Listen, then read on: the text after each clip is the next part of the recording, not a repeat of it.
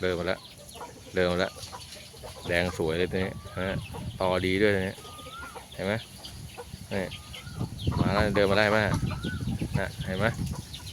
นี่นี่ดูสิงห์ดำจะมาดูนี่ดูนี่เห็นไหม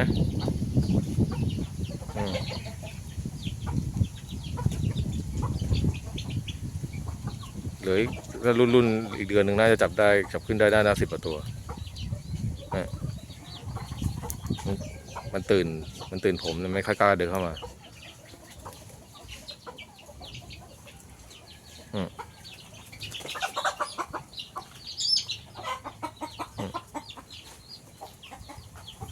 เห็นไหมชุดเนี้ยแข้งหน้ามันดีเป็นเนี่ยชุดน้องพวกทองคำพวกแมกนัมทั้งนั้นอ่ะที่ชุดที่ผมเอาไปลงคลิปอ่ะชุดน้องหมดเลยเห็นไหม